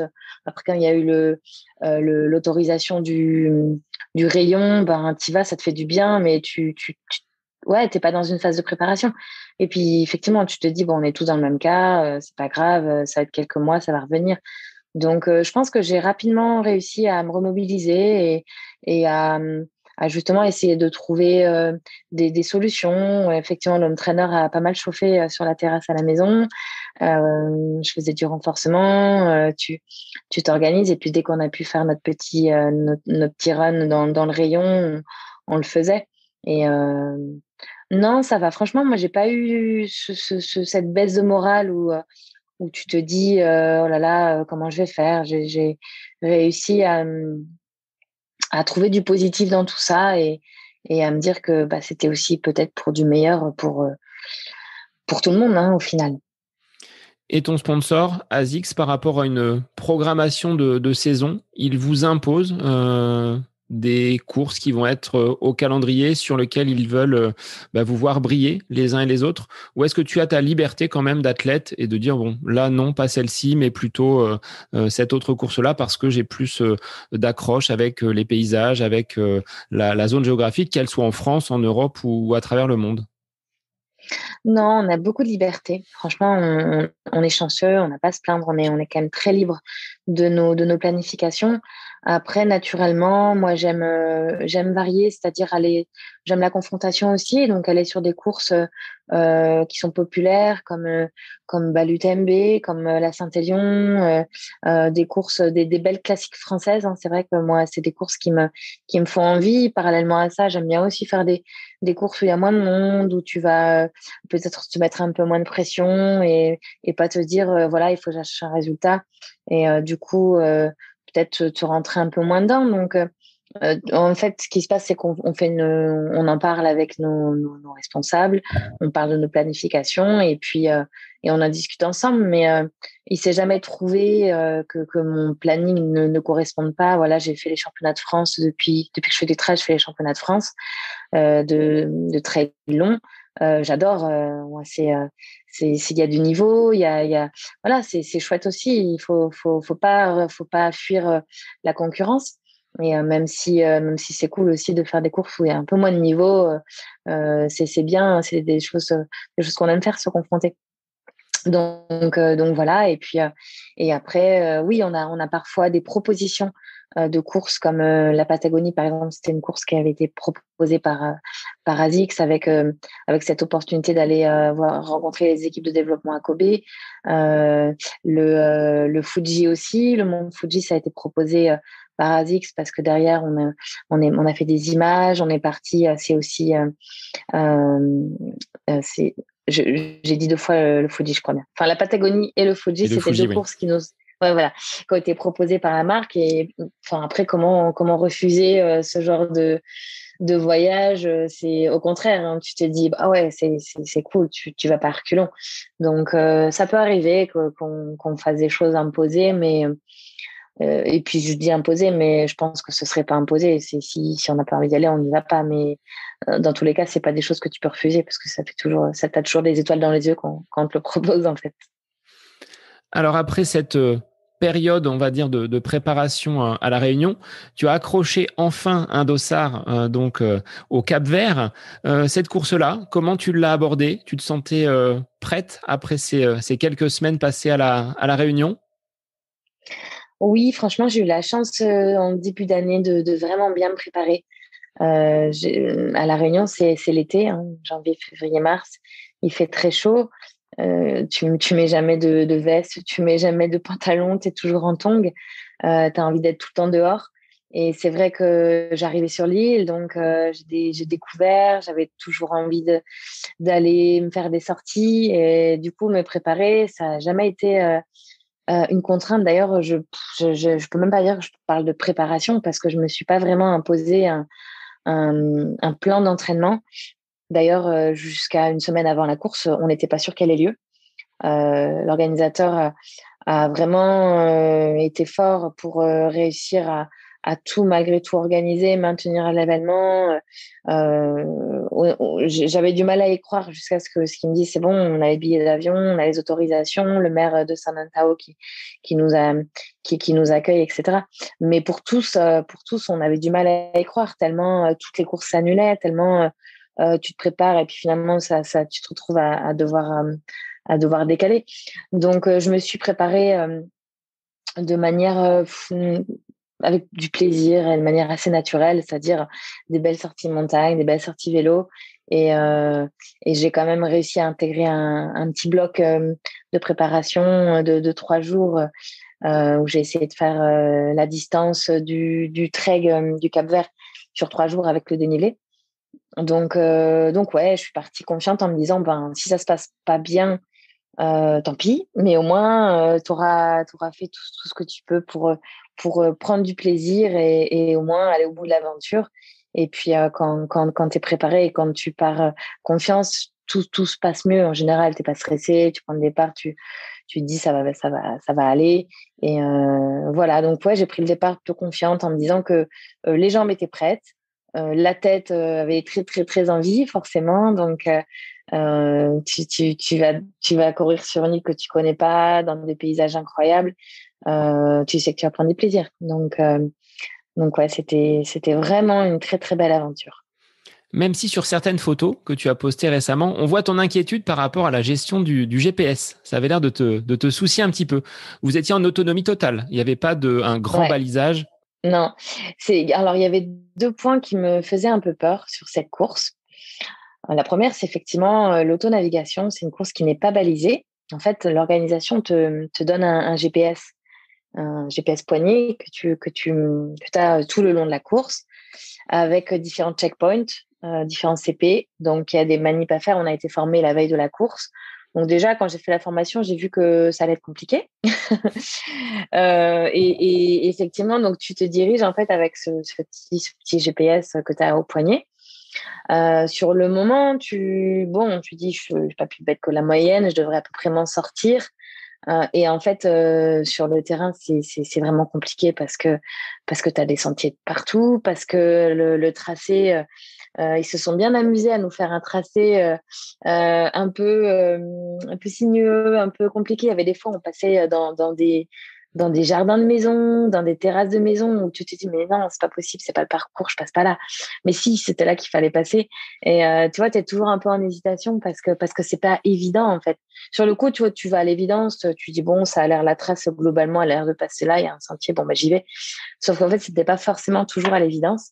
Donc ouais, c'était un point qui me faisait peur. J'avais vraiment peur de me retrouver toute seule au milieu de l'île, dans la nuit, perdue au milieu de nulle part. Et puis, le deuxième point qui me faisait un peu peur, c'était aussi la, comment dire, la gestion de l'alimentation en autonomie aussi. C'est-à-dire que on n'avait pas de ravitaillement alimentaire, on n'avait que des ravitaillements en eau. Donc, tu devais porter sur toi tout ce que tu voulais manger, en fait, sur la durée de l'épreuve. Donc, ça veut dire quand même. Tu avais combien de kilos sur le dos au départ de cette course? Alors, j'ai pas pesé mon sac, mais je pense que j'ai jamais eu un sac aussi lourd parce que quand on est sur des courses comme on fait d'habitude, on a une assistance et du coup, on prend ce qu'il faut pour rallier un ravitaillement à l'autre, mais pas pour faire toute la course. Donc, ouais, il était lourd. Du coup, j'avais mes barres Meltonic, mais comme c'est lourd de prendre que des barres, j'avais aussi acheté du lyophilisé. Comme ça, c'est plus léger. Tu as juste à mettre de l'eau dedans. Ça te fait des vrais repas. Donc, j'avais des sachets lyophilisés. Donc, j'ai découvert aussi le lyophilisé en course. Et après, bah, tu te rationnes un petit peu aussi. Hein, donc, tu as un peu faim, mais tu te dis non, bon, je vais attendre un peu. Je vais manger ma barre un peu plus tard. Donc, voilà, ces deux points pour moi, c'était la découverte, la nouveauté. C'était deux choses qui me faisaient un peu peur. Finalement, bon, bah, ça s'est géré. On a réussi. Bon, on s'est perdu et on a eu faim, mais Vous avez ça a jardiné été. un petit peu par moment avec ta Ouais. camarade Manon, mais Ouais. comment vous avez vécu votre prise de pouvoir après quelques heures de course, laissant le géant François Den derrière au ravitaillement pendant une bonne dizaine d'heures? Comment vous l'avez vécu? Alors, c'est vrai que ça a été un scénario un peu spécial. François est parti tout de suite devant, bien sûr, hein, dès le début de la course. Pour nous, c'était une évidence. Hein, il arriverait des heures devant nous, il serait assez facile. Et puis avec Manon, on s'est rapidement retrouvés ensemble. Parfois, c'est une qui se perdait, parfois c'est l'autre. Et puis à un moment donné, avant le premier ravitaillement, en discutant en courant ensemble, on s'est dit, bon, est-ce qu'il serait pas plus prudent de rester ensemble comme ça, on va prendre plus de plaisir, on va moins s'angoisser. Quand tu as deux cerveaux aussi pour réfléchir par rapport au parcours, c'est rassurant. Aussi pour si jamais il y en a une qui se blesse, si jamais on est en manque d'eau, tu vois. Enfin, le fait d'être deux, on s'est dit on va vraiment mieux vivre la course. Donc dès le départ, on s'est dit qu'on allait rester ensemble et puis gérer comme on pouvait les coups de mou de l'une ou de l'autre. Et donc au ravitaillement, donc nous on avait très peu d'informations entre les zones de CP. Mais quand on est arrivé à un moment donné, on s'est perdu, on s'est rallongé 7 kilomètres sur une portion avant d'arriver au CP. C'était quel CP? Le CP où il faisait nuit et où François s'est arrêté dormir. On a croisé la production qui faisait des images de drone en fait sur le parcours. Et ils nous ont dit, mais qu'est-ce que vous faites là? Vous êtes perdus, vous n'êtes pas sur ce parcours? Ben non, on s'est perdus. On a eu une chance monstrueuse de tomber sur eux parce qu'ils faisaient des images. Donc, ils nous ont dit, bah voilà, c'est par là. On a réussi à retrouver notre chemin parce qu'on est tombé sur eux, parce qu'on était vraiment, là, on était en panique. Hein. On ne savait pas où on était. On n'avait plus d'eau. Avec Manon, on était en train de se dire, bon, il y a une maison là-bas. On va à la maison pour aller chercher de l'eau. C'était pas du tout le parcours, mais on était tellement à sec que c'était en mode survie. Allez, on va chercher une maison, on va chercher de l'eau. Donc là, c'était nos anges gardiens. On est tombé sur eux. Et c'est là qu'ils nous ont dit, bah, François, ça va pas du tout. Là, il a mis 2 heures pour faire 700 mètres. Il est arrêté sur le bord du sentier. Il est pas bien. Il fait des crampes. On ne sait pas s'il va pouvoir terminer. Et il est juste devant vous. Ah bon, alors nous, on venait d'apprendre. Bon, on s'est fait du souci pour lui parce qu'apparemment il était vraiment pas bien, il crampait de partout, des pieds jusqu'au bout des doigts. Et bah, c'est vrai quand tu te retrouves, on n'avait pas encore passé la nuit, donc on s'est dit ça va être long pour lui. Voilà, sur le coup on n'était pas on était plutôt désolé pour lui. Et puis quand ça se passe comme ça et que il y a des défaillances devant, c'est jamais drôle pour les gens qui sont pas bien. Donc on a poursuivi en se disant qu'on allait tomber sur lui. En fait, il est arrivé au ravitaillement avant nous. Et quand on est arrivé, il était parti se coucher. Il était posé sur un matelas à côté. Il dormait. Donc nous, on s'est ravitaillé, on est parti. Effectivement, on est parti, on a pris la tête de la course. Mais on s'est toujours dit que François allait se refaire la cerise et qu'il allait repartir et qu'il allait nous doubler. Et d'ailleurs, à chaque PC, on disait, et François, ça va? Il en est où? Est-ce qu'il est reparti? Parce qu'après, on s'était mis, on savait qu'il allait mieux, qu'il avait remangé, etc. Et on s'était mis ce petit challenge rigolo de se dire, du coup, on veut pas que François nous double. Et voilà, c'était drôle. Du coup, on était rentré dans ce petit défi de se dire, allez, il faut qu'on garde la tête de la course. Et voilà, on était à questionner à chaque fois de savoir où en est François. Et vous avez gardé la tête jusqu'à la fin de la course où vous arrivez main dans la main. Ça, c'est une particularité du trail. Quand vous avez passé des heures et des heures à courir ensemble, à peut-être chercher votre chemin toutes les deux, ça te paraissait impossible de dire non, je finis devant et je te laisse derrière. Il y a cette solidarité quand même qu'on retrouve sur de nombreuses courses. Hein. Ouais, surtout sur cette course.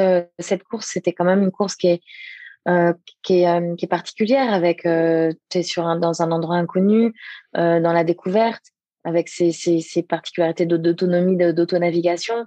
Dès le début, on s'était dit avec Manon qu'on allait courir ensemble. Honnêtement, ni l'une ni l'autre, c'était concevable qu'on se laisse tomber et qu'on la joue perso et au dernier moment, on se dise allez, ciao. D'ailleurs, on en rigolait à un moment donné 2-3 fois. Je voyais qu'elle partait dans les montées. Je dis t'as l'intention de partir devant, et puis dans les descentes, elle me disait que c'était moi qui allais mieux. Voilà, donc on en parlait, c'était rigolo, mais non, c'était inconcevable qu'on termine pas ensemble après avoir vécu ces heures et ces heures ensemble. Toutes ces émotions, s'être perdu, s'être retrouvé. Parfois, c'était elle qui se perdait, parfois, c'était moi. Après, on était à bout de nerfs. Il y avait des portions où on se disputait un peu, on se chamaillait parce qu'on n'était pas d'accord. C'était jamais méchant, mais c'est vrai qu'à un moment donné où quand tu es fatigué et que tu en as marre, en fait, il y a des moments où on restait 30, 45 minutes au même endroit à pas réussir à trouver la trace. Je t'assure que quand tu montes, tu descends et tu te refais la montée parce que t'as pas trouvé la trace et que au bout d'un moment tu te dis mais non, mais en fait on est trop loin. On descend. À un moment donné, tu pètes un plomb. Vraiment. Surtout dans la nuit où t'as pas de visibilité, tu as un peu du mal à te repérer. Donc ouais, après avoir vécu tout ça ensemble, c'était une évidence qu'on termine ensemble. On a vécu trop de bons moments et c'était justement la petite récompense pour nous de franchir la ligne ensemble. Est-ce qu'il y a une autre satisfaction, Sissi, d'être arrivé avant le géant François? On parle souvent de la suprématie des hommes sur les courses. Peut-être qu'en trail, finalement, on voit que les femmes, vous avez quand même une très grande résistance. Et est-ce que c'est le fruit de cette préparation à La Réunion qui t'a peut-être aidé à supporter, tu le disais, conditions au Cap-Vert, beaucoup de chaleur, la sécheresse, de s'être préparé finalement pendant quelques semaines et quelques mois à La Réunion? Est-ce que ça t'a aidé? Oui, je suis persuadée que le fait d'avoir fait le début d'année en pleine chaleur et du coup de pas être arrivée là à vivre mes premières chaleurs comme beaucoup le vivaient, parce que François, il arrivait de chez lui, il nous disait il faisait encore moins de 10 degrés. Forcément, pour le corps, c'est un choc thermique, c'est compliqué. Donc oui, moi j'avais effectivement cet avantage d'avoir pu m'adapter au climat. Alors après, c'est pas du tout le même climat, hein, parce que à La Réunion, c'est une chaleur humide, tu transpires énormément, c'est vraiment très, très, très humide, alors qu'au Cap-Vert, c'est frappant, le côté sec, c'est très aride. Et en fait, même au niveau de la respiration, au niveau de la gorge, tu as la gorge très, très sèche. La sensation de chaleur n'est pas du tout la même. Et c'est vrai que à ce niveau-là, j'ai vraiment senti la différence. Mais par contre, je sais que Manon, elle était épatée parce que je mettais pas de casquette. Moi, je suis quelqu'un j'ai jamais eu d'insolation. Alors, j'ai quand même mis un buff sur la tête pour me protéger parce que c'est vrai qu'il y avait aucune zone d'ombre. À un moment donné, on était dans les canyons, ça réverbait il y avait vraiment la réverbération avec le sable et la pierre. Et je pense que c'était plus prudent quand même d'anticiper. Et donc, de temps en temps, je mouillais mon bœuf et je le mettais sur la tête. Mais j'aime pas porter des lunettes de soleil. J'aime pas mettre de la crème solaire. J'aime pas. Donc, c'est vrai que le fait d'avoir préparé mon corps à tout ça, évidemment, ça a été un avantage. Et après, des défaillances comme m'ont connu François, il y en a eu pas mal d'autres participants. Il y a eu quelques abandons. Il faut quand même noter qu'il y en a quand même 10 qui n'ont pas réussi à passer le premier CP parce qu'ils se sont perdus. Et entre le départ et le premier CP, ils n'ont pas réussi à trouver la trace. Donc, je crois qu'ils ont dû passer 10 heures ou de longues heures, en fait, pour faire même pas 12 kilomètres, quoi. Donc, tes craintes sur la navigation et sur l'utilisation de ce GPS en totale autonomie, ça t'a quand même bien réussi finalement. Pas trop de complications. Le fait d'être à deux, peut-être, ce que tu disais, hein, ça a Ouais, aidé. ouais. Oui, c'est sûr. Ça a aidé le fait d'être à deux. Mais après, ça me rassure surtout sur le fait qu'on n'était pas les seuls et que c'était pas nous. C'était vraiment que le parcours était pas évident, que la trace était un poil tordu. Ça, c'est un message pour celui qui nous l'a tracé. Théo, on était accompagné d'un guide sur tout le long de la semaine, un super guide qui, je pense, a bien dû s'amuser en faisant le tracé. Et d'ailleurs, sur la fin des parcours, les gens étaient tellement euh, en détresse qu'on avait en fait un numéro de secours. On pouvait appeler quand vraiment on avait un problème. Et je pense que tout le monde, une fois pendant la course, a fait ce numéro en disant je suis perdu, aidez-moi. Et donc, dans ces cas-là, c'était Théo, la personne qui est le guide, qui nous a accompagnés et qui a fait le tracé, qui nous remettait sur le droit chemin, qui nous aiguillait. Et il était impressionnant. Il connaissait tout. Tu lui disais, il regardait où on était. Il disait, donc là, à côté de toi, tu as une chaumière à ta droite, tu as un palmier à ta gauche. Donc là, il va falloir que tu... Voilà. Et je pense que il a eu tout le monde au moins une fois au téléphone parce que voilà, ils nous ont quand même offert cette opportunité quand on était vraiment en détresse et en panique, voilà, de se faire aider parce qu'à un moment donné, ça devient dangereux, t'as plus d'eau, ouais, tu perds ton calme et le but c'était pas non plus qu'on perde des gens et qu'on amène des gens à l'hôpital, donc voilà.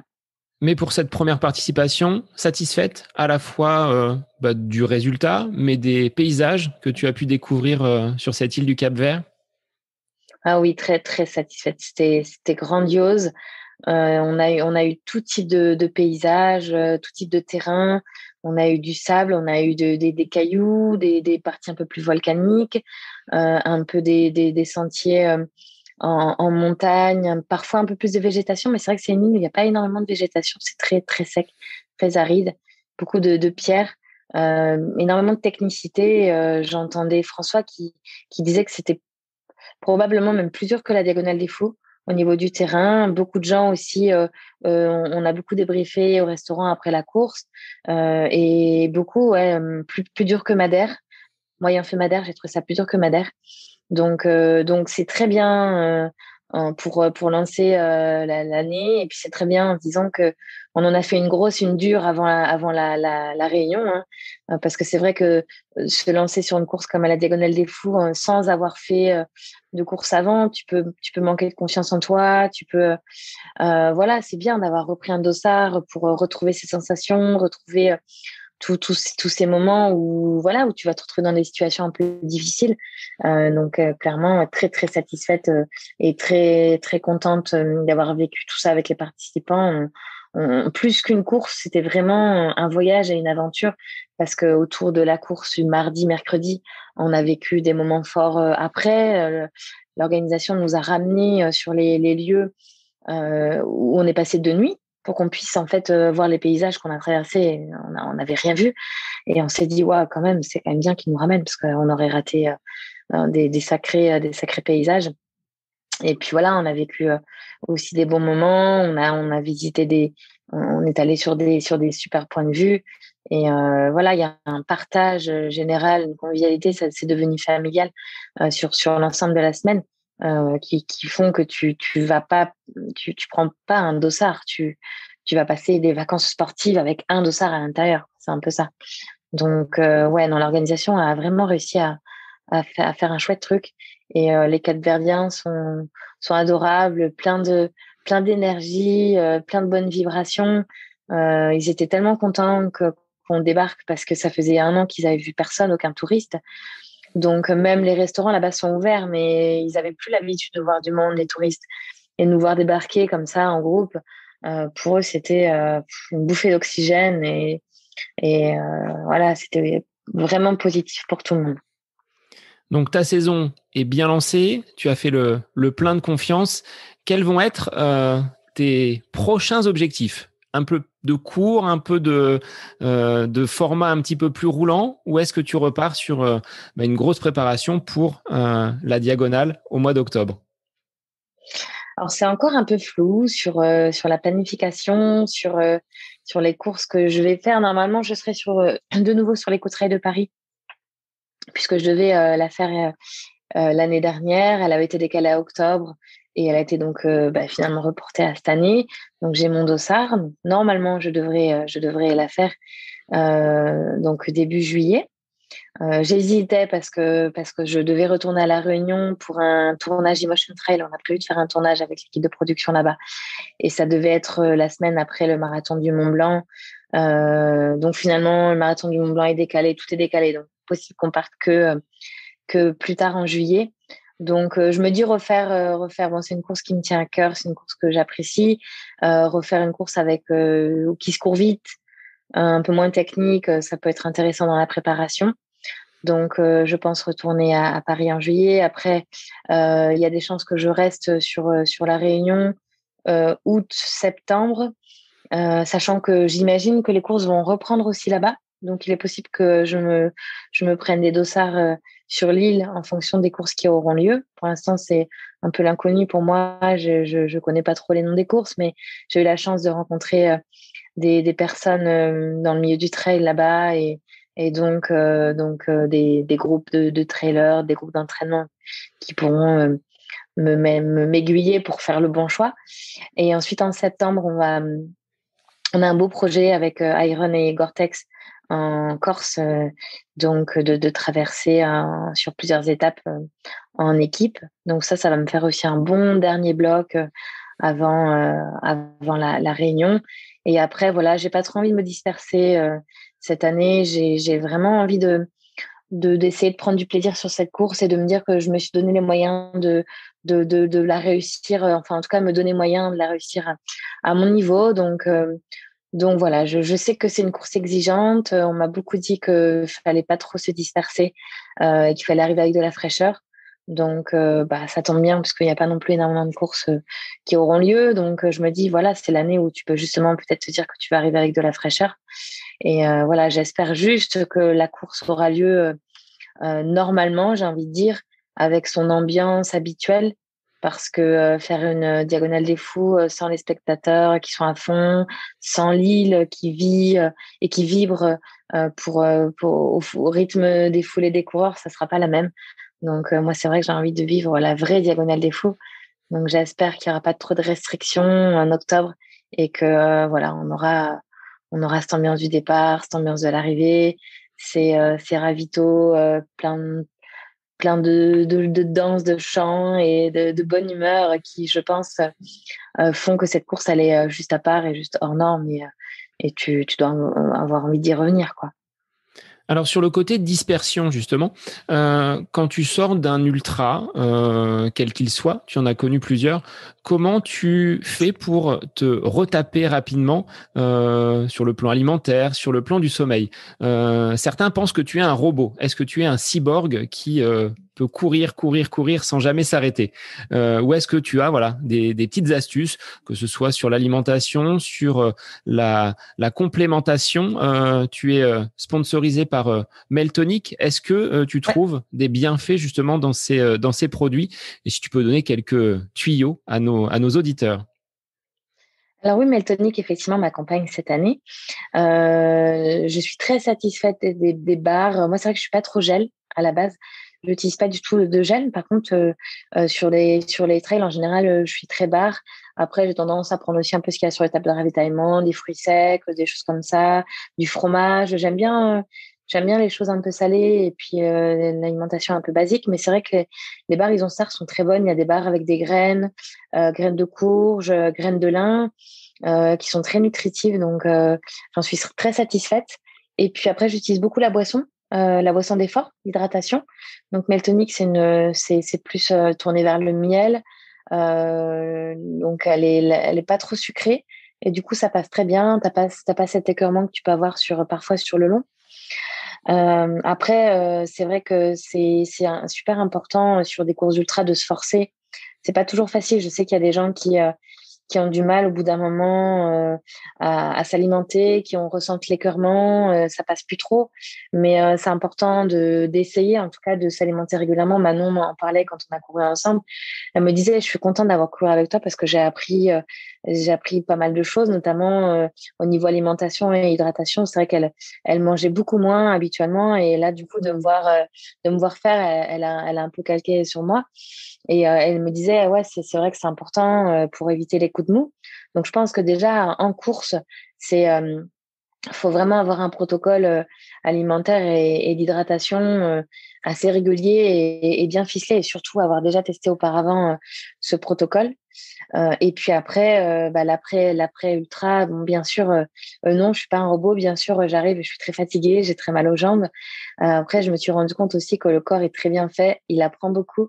Et les douleurs que j'avais, qui duraient parfois des jours après les ultras au début, quand j'ai commencé, sont beaucoup moins importantes. Je récupère beaucoup plus vite.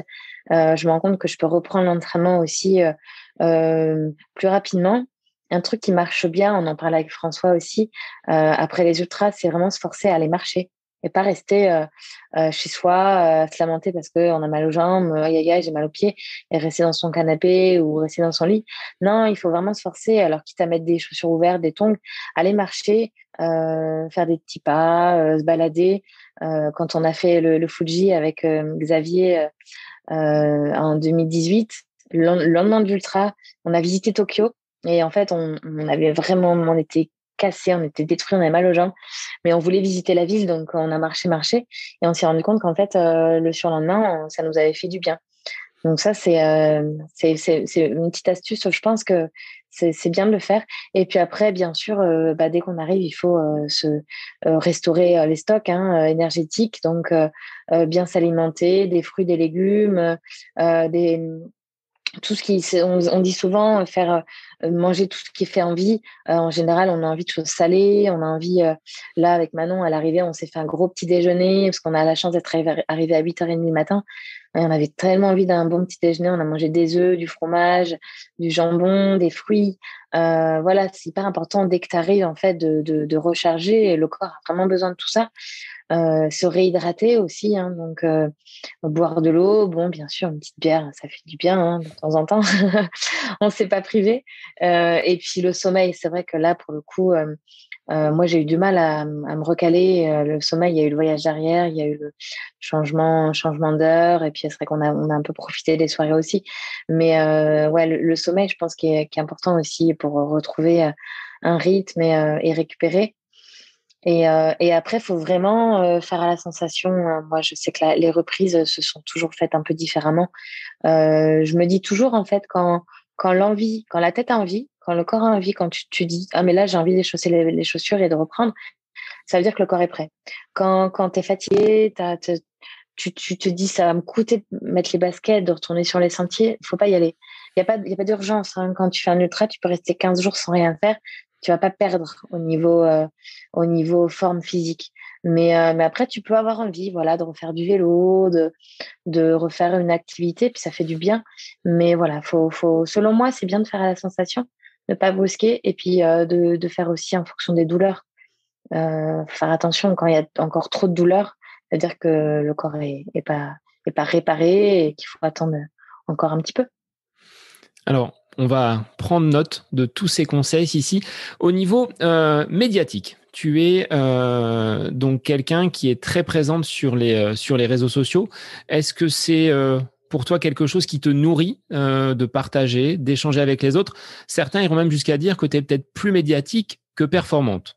Est-ce que tu le partages, cet avis-là? Écoute, c'est pas quelque chose que je calcule. Moi, j'ai toujours aimé le partage. Dès que Facebook a été créé, j'ai eu un compte. Je trouvais ça drôle avec les copains, tout ça. Et en fait, effectivement, quand tu es un peu médiatisé, quand tu commences à avoir des quelques résultats, des sponsors, la notoriété, elle vient sans que tu la calcules et sans que tu fasses rien, en fait. Mais moi, j'ai rien changé à ma manière de communiquer. J'ai toujours aimé le partage.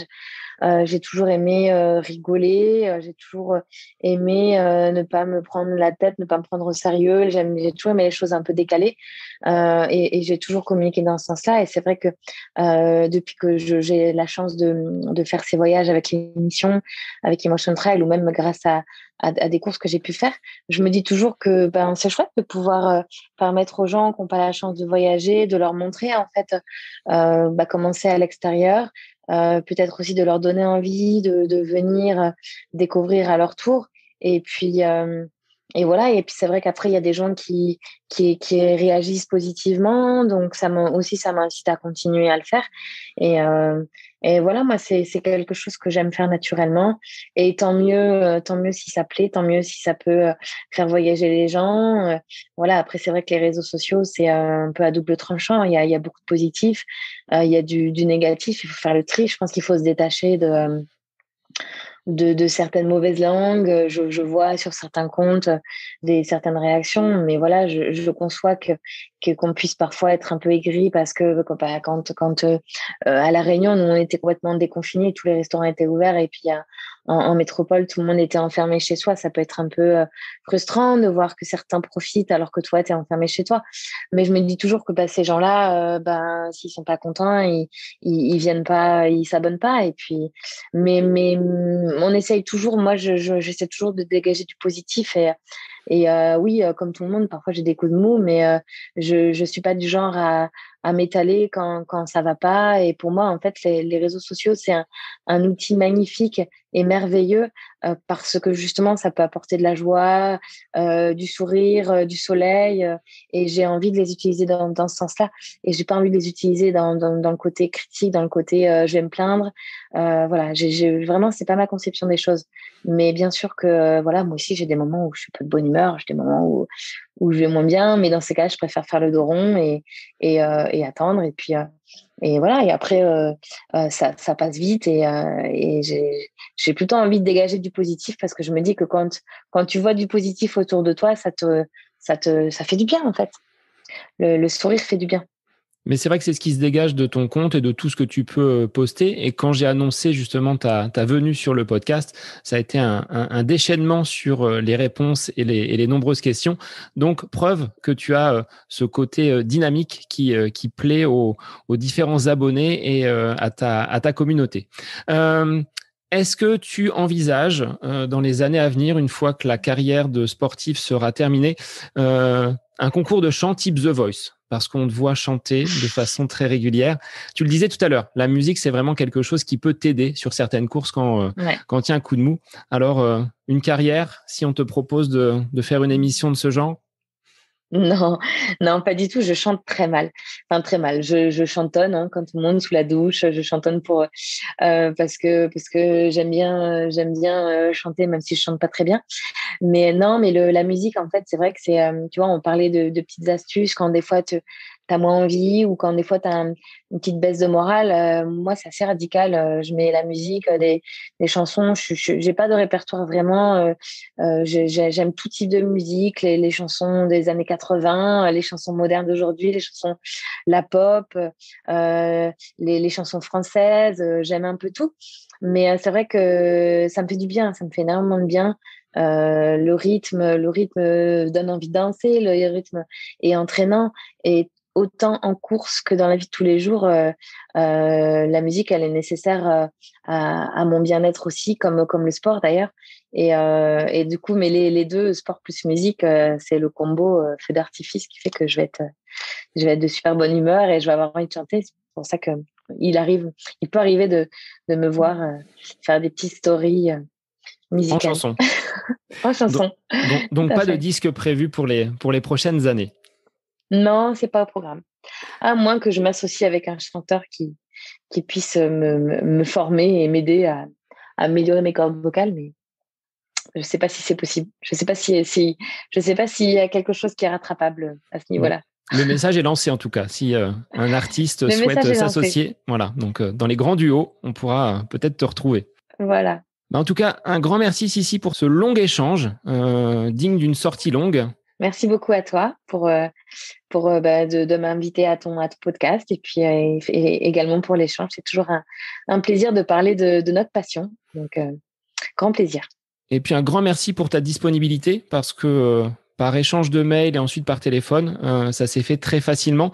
Moi qui pensais que les grands champions n'étaient pas forcément accessibles, tu en es la preuve, c'est-à-dire qu'un petit coup de fil et ça s'est fait assez facilement. Donc, je te remercie de pouvoir livrer ton témoignage aux auditeurs et peut-être de donner à certains l'envie de se lancer dans le trail et peut-être pour d'autres dans l'ultra. Donc, un grand merci à toi. Je l'espère. Merci à toi, avec plaisir. Donc, on suivra avec intérêt tes performances sur la diagonale future en te souhaitant donc une bonne fin de saison. C'est gentil. Merci beaucoup. Je vais faire au mieux pour essayer de finir cette préparation et au moins aller au bout de ce chantier sur mes deux jambes et en chantant. Un grand merci à toi. Et pour les auditeurs, je vous dis à la semaine prochaine pour un nouvel épisode du podcast À côté de mes pompes. Salut tout le monde.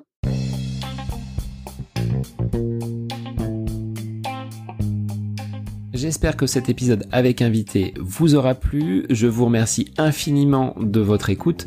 Pour faire remonter le podcast dans les classements, je vous invite à laisser une petite évaluation sur Apple Podcast, 5 étoiles, un petit commentaire, ça me fera énormément plaisir et vous permettrez au podcast d'être remonté, diffusé, déployé sur ces différentes plateformes de façon plus importante encore qu'il n'est actuellement. Et puis je vous invite à me retrouver sur les différents réseaux, Facebook, Instagram. Laissez votre petit message, votre commentaire, ça me fait plaisir d'échanger avec vous. Si vous avez des questions, si vous voulez échanger sur quelconque sujet en lien avec la course à pied, mais pas que, parce que le sport c'est une philosophie de vie et c'est une passion qui nous anime de façon commune, donc n'hésitez pas à venir échanger avec moi. Sur ce, je vous souhaite une bonne fin de semaine, un bon week-end et je vous dis à la semaine prochaine pour un nouvel épisode du podcast À côté de mes pompes.